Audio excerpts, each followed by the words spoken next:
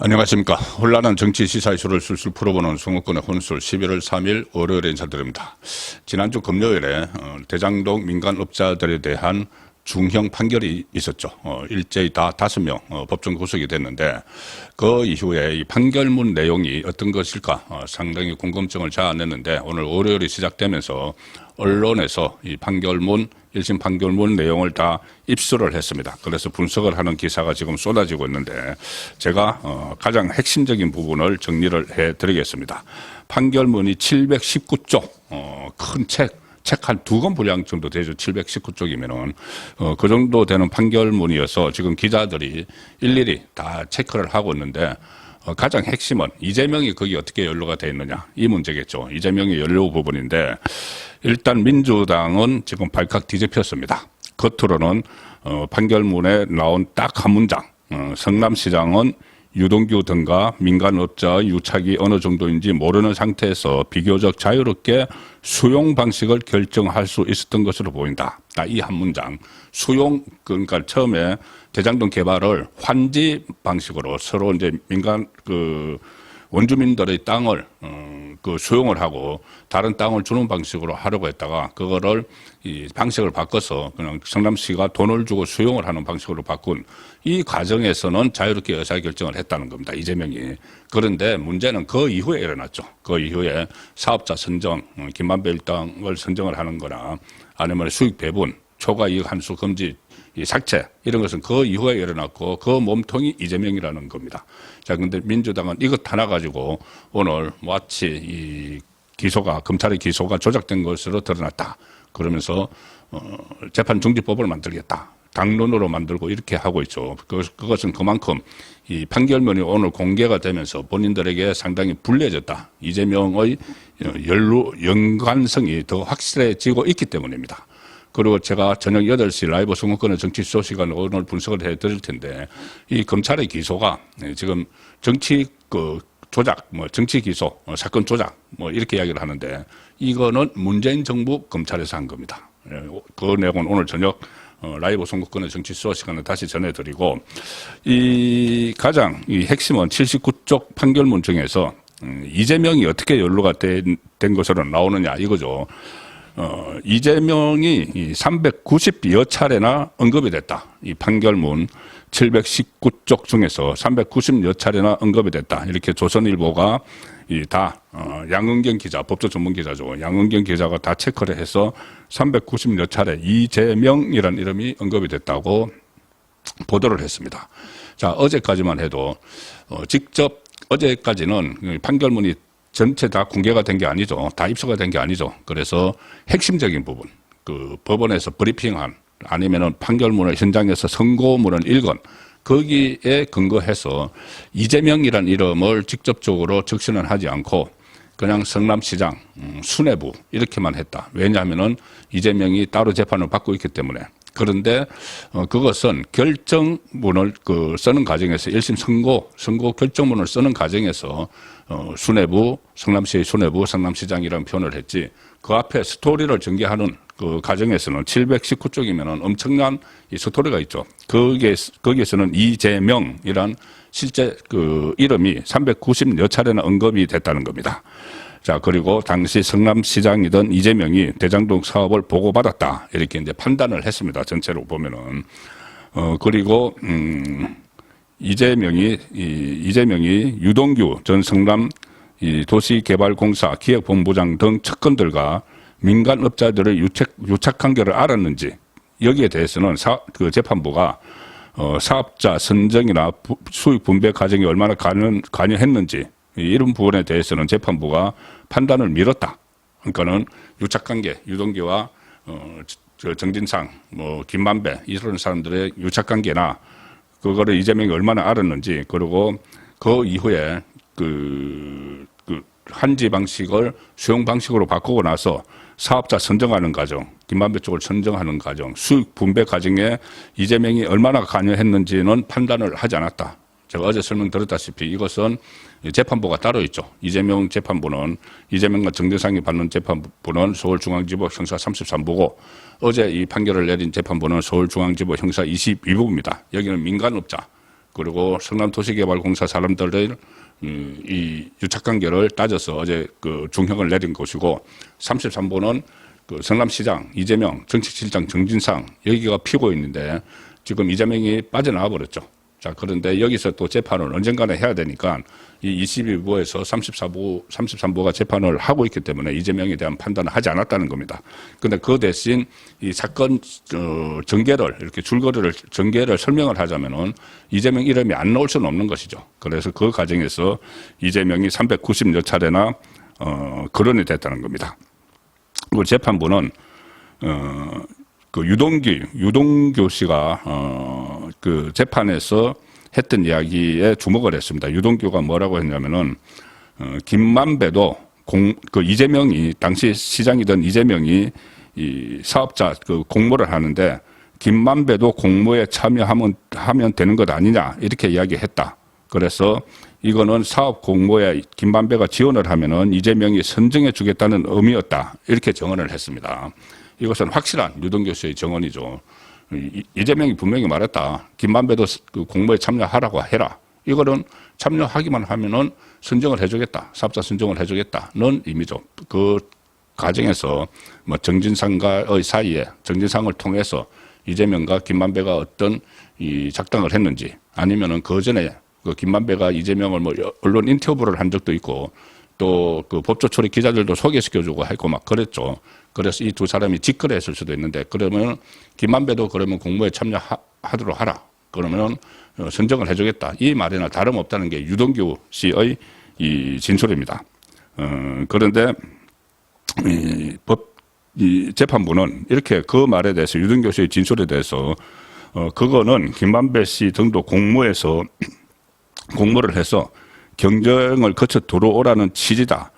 그래서 이것이 공모를 거쳐서 들어오면은 확정을 해주겠다고까지 한 건 아니다. 이렇게 또 이런 그 뉘앙스로 재판부는 설명을 했습니다. 이것은 말씀드린 대로 이것을 딱 단정 지을 수가 없죠. 다른 재판부에서 해야 되기 때문에. 자, 그렇기 때문에 법조계 쪽에서는 이 조선일보 보도에 따르면은 당시 이재명은 대부분 정진상과만 소통을 했기 때문에 재판부가 유동규 씨의 진술만으로는 사실관계를 판단하는데 한계가 있어서 판단을 유보했을 수 있다. 그러니까는 이 재판이 이재명이 피고인 같으면은 끝까지 이것을 규명을 하겠지만은 이재명이 피고인이 아닌 상태이기 때문에 특히 이재명은 정진상을 통해서만 유동규나 다른 사람들과 이렇게 소통을 한 것 같아. 그래서 그 판단을 미뤘다는 겁니다. 그러면 정진상이 지금 이제 이 안에 핵심으로 들어가야 되는 거죠. 그래서 결국은 보면은 이재명은 자기에게 불똥 튀는 것을 일단 어떻게 차단해 보기 위해서 자기 분신, 그냥 경제 공동체, 모든 게 또 동격으로 봐도 되는 거죠. 그 정진상을 내세워서 이 인허가권을 가지고 일종의 그 뒷거래를 한 그런 의혹이 있는 겁니다. 정진상을 내세우고 그 성남시장인 이재명은 빠지고 성남시 정책실장인 정진상을 내세운 거는 지금 백현동 사건하고 구조가 똑같습니다. 백현동 그 옹벽 아파트 그 4단계 용도 변경해 준 거, 거기에 김인섭 씨가 거기 브로커에게 인허가 장사를 해서 그 돈을 챙긴 혐의로 70억 이상을 챙긴 혐의로 지금 대법원에서 징역 5년이 확정 판결이 돼 있죠. 근데 그때 김인섭 씨가 직접 소통을 했던 인물은 바로 정진상이었습니다. 정진상과 수차례, 뭐 수백 차례 이렇게 뭐 통화를 했다 이런 기록도 있고, 그리고 정진상 뒤에는 이재명이 있었던 거죠. 이재명은 정진상을 내세워서 김인섭의 어떤 민원을 다 들어주도록 한, 그래서 그 사이에 정진상이 있었는데, 이번에도 일단은 이 재판에서는 이재명은 언급하지 않았지만은 유동규와 정진상과의 관계는 그대로, 그러니까 정진상이 얼마나 이재명의 복심이었는지, 이재명과 동격이었는지, 분신이었는지, 그거는 이 재판부가 적시를 하고 있습니다. 자, 둘은 동격이라는 건데, 자, 이렇게 되면은 재판이 일단 재개가 돼야 되죠. 단군일의 최대 개발 비리 범죄인데 진상을 규명을 해야죠. 그러면은 제일 꼭대기에 있는 이재명을 피고인으로 다시 삼아서 재판을 재개를 하지 않을 수 없는 그런 상황으로 지금 가고 있는 겁니다. 그런데 어쨌든 이 판결문에 보면은 정진상에 대해서 또 의미심장한 이런 내용들을 적어놓고 있습니다. 정진상이 사실상 이재명이다. 는 것을 암시를 하는 거죠. 자, 재판부는 배임죄 민간업자, 그러니까 김만배를 비롯해서 남욱 이 사람들의 배임 혐의의 피해자는 결국은 성남도시개발공사죠.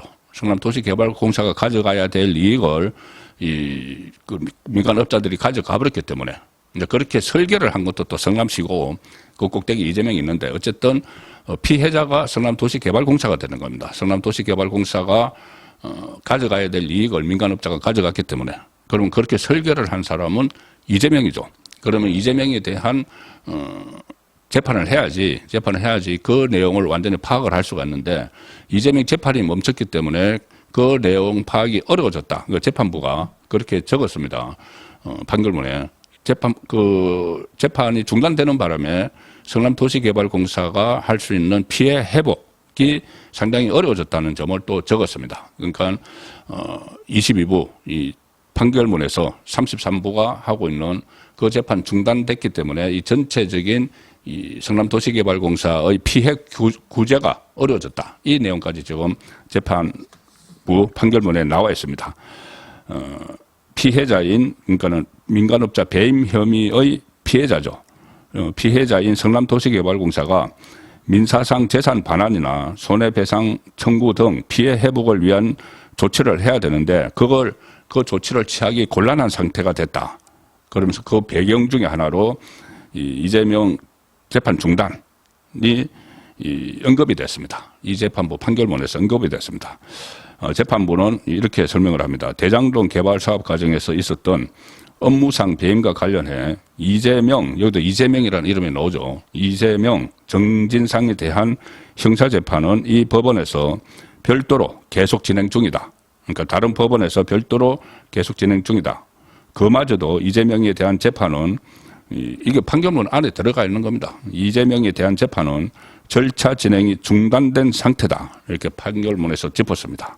그리고 이 성남도시개발공사가 대장동 관련 형사소송 결과가 모두 나온 뒤에 민사소송 절차를 통해 피해를 회복하는 것은 심히 곤란하게 됐다. 그러니까 이재명 재판이 언제 열릴지 몰라서 피해 구제가 참 곤란해졌다. 이렇게 재판부가 판결문에 적었습니다. 그러면은 이래저래 이재명의 재판을 해야 된다는 그 필요성이 점점 다른 이 판결문에서도 재판을 해야 된다는 필요성을 은근히 이렇게 강조를 하는 그 내용이 들어가 있습니다. 그리고 특히 말씀드린 대로 지금 이재명이 이 재판부 판결문 안에 직접적으로 책임이 있다 언급은 하지 않았지만은 다른 곳에서 재판을 받고 있기 때문에 그 대신 이재명과 정진상의 관계를 설명을 하면서 사실상 이것은 이재명의 지시다. 정진상을 통해서 했지만 이재명의 지시라는 점을 이 판결문에 남겼습니다. 이것을 남겨야지 결국은 이재명에 대해서 이 재판부가 판단을 하지 않지만은 그 재판을 한 과정에서 확인된 것들은 어쨌든 문건으로 남겨야 되는 거죠. 그러려면은 이재명과 정진상이 어떤 관계인지 그 하나의 경제 공동체, 하나의 동일체, 동격, 분신 이 관계라는 것을 설명을 해놔야 되겠죠. 자, 그래서 그 부분이 나옵니다. 재판부는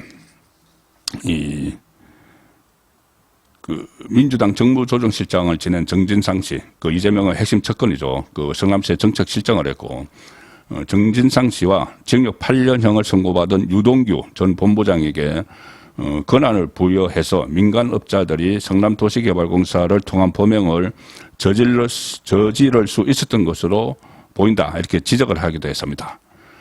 그러니까 정진상 씨와 유동규에게 권한을 부여했다. 누가? 성남시장이었죠. 성남시장 이재명이.